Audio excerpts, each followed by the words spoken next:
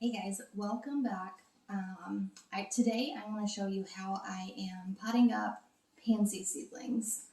These are pansy seedlings that were sown in the winter sowing method. So I had these in my milk jugs. Let's see here, when did I sow these? Probably beginning of January. That sounds about right. So you can see they are really nice and thick. There are a lot in here. So I would probably recommend doing like not the entire seed packet if you do this. So I have my seedlings. What I've done is I've just pulled them out of the milk jug and I'll save that for use for next year. So these are all just kind of matted in here.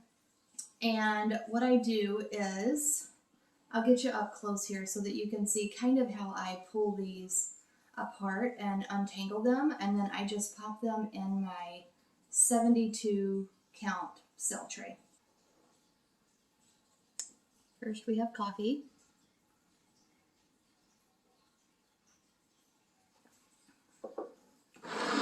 Okay, so here is got my plate of seedlings. Normally I do this outside, but we have downpours coming and it is extremely windy, so it's not really fun to be outside right now. So you can see I've already kind of pulled apart a section and started working on this, but they just kind of tease apart. So I'm just gonna sit that one kind of to the side.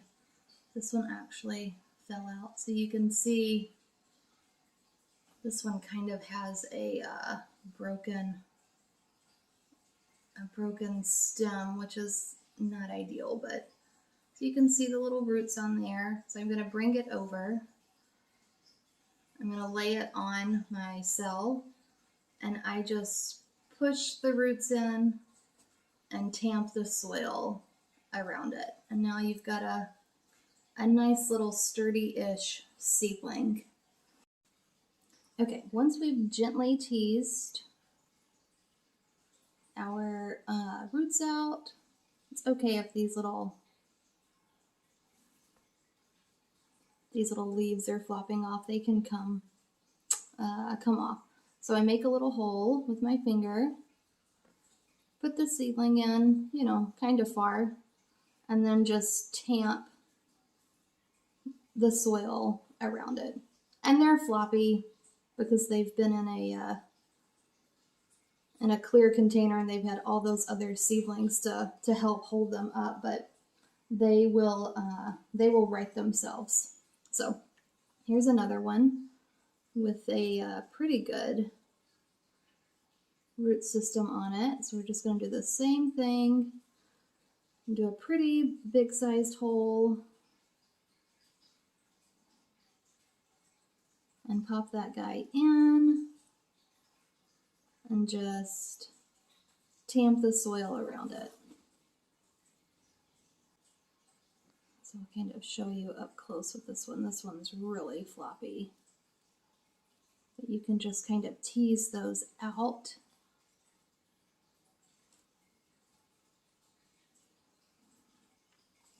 And I find that with just about any seedling, you can bury that stem and it's typically okay. They will form roots along their stem, so I usually don't find that to be too big of an issue. But you can see that's a nice one. Nice and pretty. Pop her in. This is a really nice thing to do with self-sown plants too. I just pulled a ton of self-heal medicinal herb, but it's a really great, it's an evergreen ground cover here in central North Carolina, our zone 7B. And so I really like that one, but it self-sows like crazy. So I just plucked a lot of that out and put that in some containers.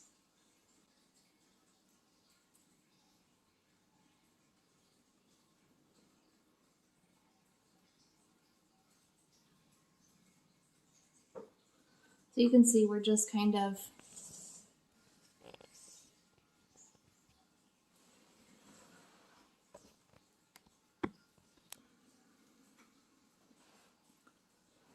moseying on down the line, on down the tray. So I'm just going to continue on with this tray, just taking my seedlings, teasing them apart from the mass of seedlings and just popping them into my tray. Now, if this were,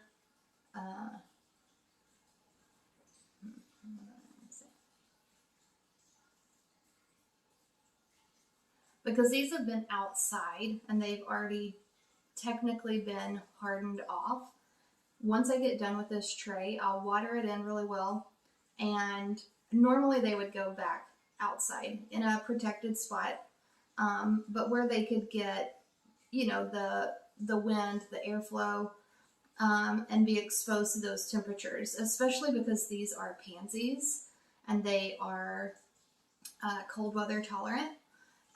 It's okay, especially in our mild climate, that they go right back into the elements. But today, in this situation, we have a heavy thunderstorm coming through.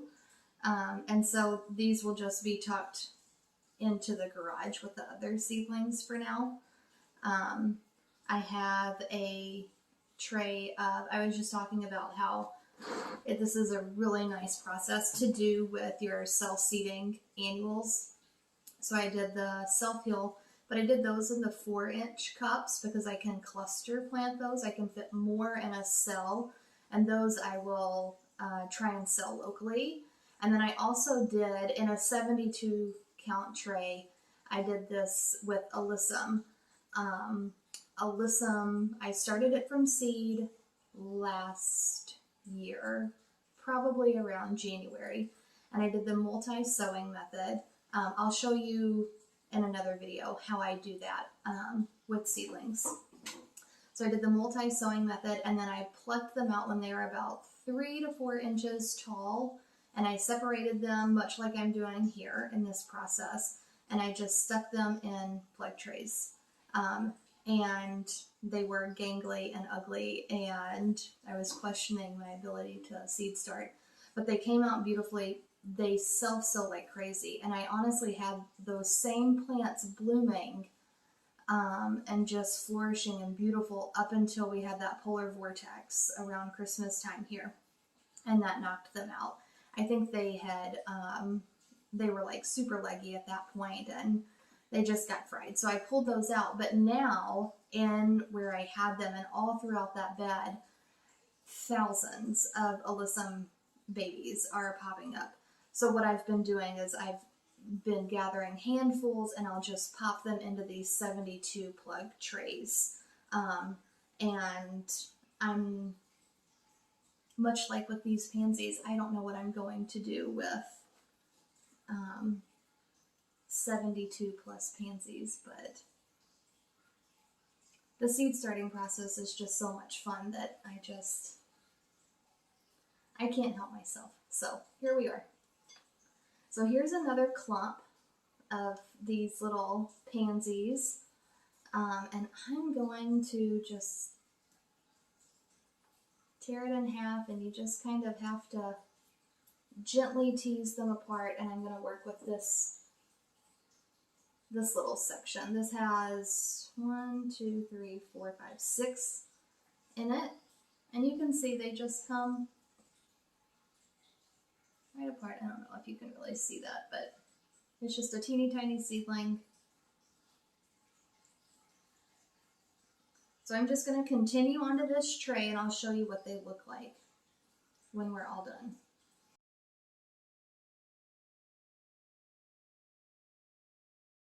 This is a great way to start seeds if you don't have a large, a big grow light set up, because with doing the winter sowing method, especially for these cold season annuals, here in my zone. I could have started these, I guess I started them at the right time. These I think were actually started sometime in December, now that I think about it, late December. But they had a chance, you know, these are nice sized seedlings, and you don't have to put them inside under grow lights or anything like that. These guys can, you know, I think that it is useful to have like a 72 cell tray, but you don't need the grow lights for these because you can pot them up like this and then sit them under your porch, and just keep an eye on them, you know, if you have like a covered porch, and keep an eye on them that way. But this way you aren't devoting, you know, a ton of space indoors to plants, but you can still grow a ton of seedlings like this. This would work really well with any of your perennials. Obviously for the potting up, I would probably wait until you're kind of free of frost, or you could pot them up but keep them somewhere protected if you do have a more harsh winter. I have several perennials that I have winter sown, and they're popping up and they're looking pretty good, but I probably wouldn't do what I'm doing right now until our temperatures were kind of a guarantee that we weren't going to hit like a heavy frost. So I guess maybe just stick with cold season annuals and perennials. Another one that I am experimenting with, I did the same process, but they look a lot worse, and fingers crossed it works. But I did this with primrose as well.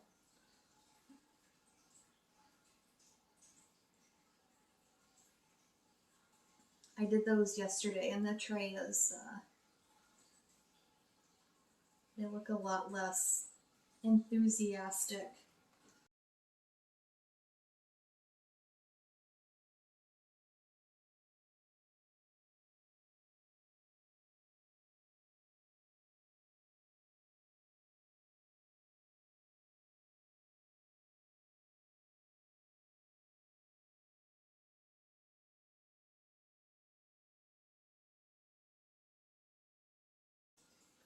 What's great about this method too is because of the influx of gardeners that are out there, that because of the pandemic, I feel like the nurseries have almost kind of, maybe not so much the nurseries, but plant growers have taken advantage of that, you know, situation. And plants are really expensive, you know, to go and if you want to do containers, fill up your containers with annuals, that could be a couple of $100 investment just in annuals for your pots. And I love that cottage garden aesthetic, and I love lots of pots full of beautiful color, and you get that punch of color by using annuals.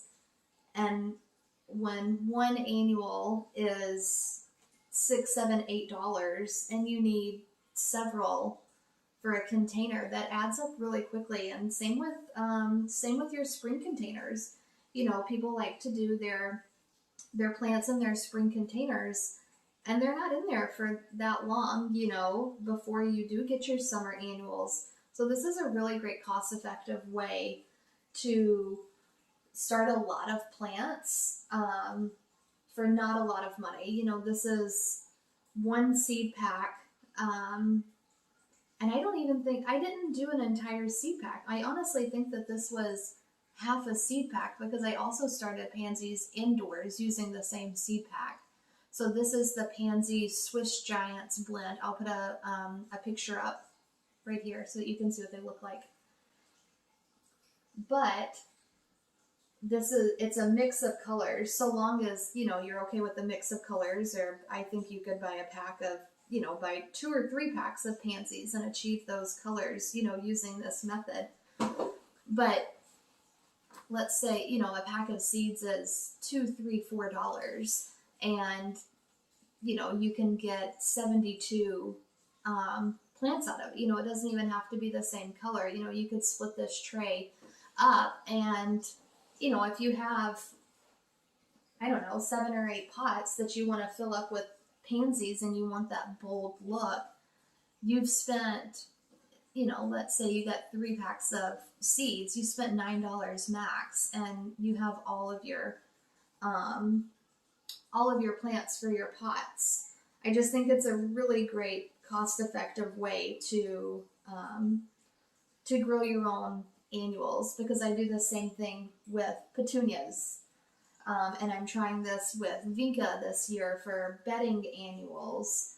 I just think that with the price of plants, it's gotten really out of control, and I think that you can just as easily start all of your seedlings at home, really without the use of grow lights, you know. So I'm also really cheap. Seeds are a small investment when it comes to plants, and you know, if you kill them, you're out, you know, with your time, but not with your money. One year, whenever I was first starting, Joe had built me window boxes, not window boxes. They were deck boxes that went up our stairs at our house in Kansas City. And for those, let's see here, there were 4 boxes, and I think that I could fit 4 to 5 plants in each one. And I just kind of did like a menagerie of plants. And I think I spent like $250 on plants. And that was with my discount because I worked at a garden center. And that was kind of a kick in the throat. And I think that was the last year that I bought annuals, because they were just so expensive. So I have taken to do the majority of my annuals from seed. And each year I get a little bit further into that rabbit hole of, you know, starting all the plants from seed. So we have our tray. They look a little gangly right now. They look a little sad, but I'm gonna get these watered, and I'm just gonna stick them in my garage for now. And then once our rain and our thunderstorms have passed, then they will go outside, just to build the strength in the stems. So we have 72 right here, and you can see, I still have so many more. So woes of starting seeds in this manner is you end up with more plant babies than you know what to do with. So anyhow, that is how I start, kind of transition my cold season annuals from winter sowing into potting up, and then they will go into containers or landscape, or what have you. So I hope you enjoyed this video, and I hope it inspired you to grow your annuals from seed, because it's fairly easy, pretty straightforward. And I hope you enjoyed this video. Have a great day.